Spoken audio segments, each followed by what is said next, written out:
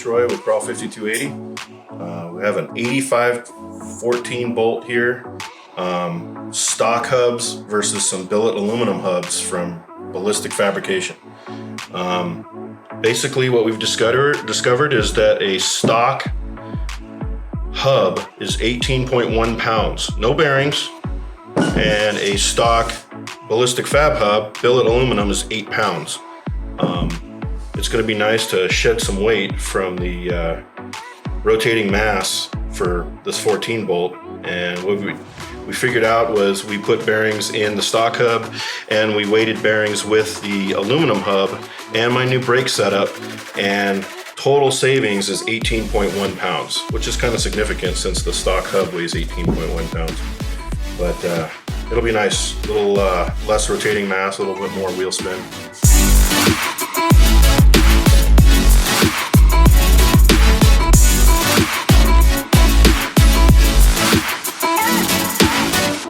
All right, for the 14 bolt hub, you have a couple of set of races, which are angled here. They're beveled in, and you have bearings that match each one that fit the exact contour of that. You know, so if you were to put it this way, it just won't ride. It's not meant to ride like that. All those bearings are meant to ride on this race. So basically, we've got an inner. Or this is an outer and this is an inner, and then you've got a lock ring in between. So what you would do is we press this one in first. Here's the hub. We would press this one in first, just like it sits in a bearing, but it would go this way. And so the bearing would actually go in first, and then this race would actually get pressed in to just past a groove, and then this actually snaps into a groove that's down there. And then this here bearing would go into this one, and it would press in just like this one, just so it's open and exposed. And here's the seal that actually gets pressed in and holds the bearing in between all of that. So all of that goes in here, just like that, pretty much. Time to pack grease and bearings. Got to have plenty of grease in there so that you don't get any air, anything like that in there. All the bearings are working really good. Just make it look nasty. It's really, as long as you get it all over the floor, I think you're pretty good.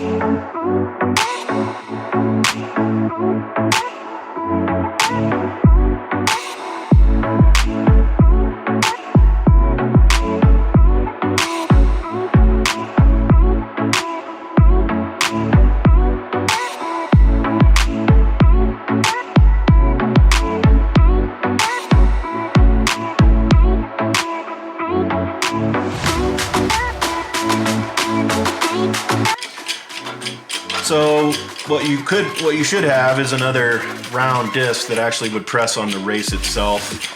We're using an old bearing and a piece from the hydraulic jack, and we're just going to press in with the old bearing the new race down into its seat, and hopefully it'll it's going to go over a little bit. Normally you'd have a lot bigger piece in here that would stretch out over the top of this bearing and then press straight down.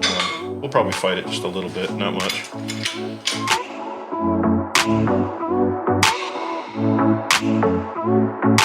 Okay, that's a wrap. Basically, we got all the bearings in, all the races in. We got that inner C-clip inside.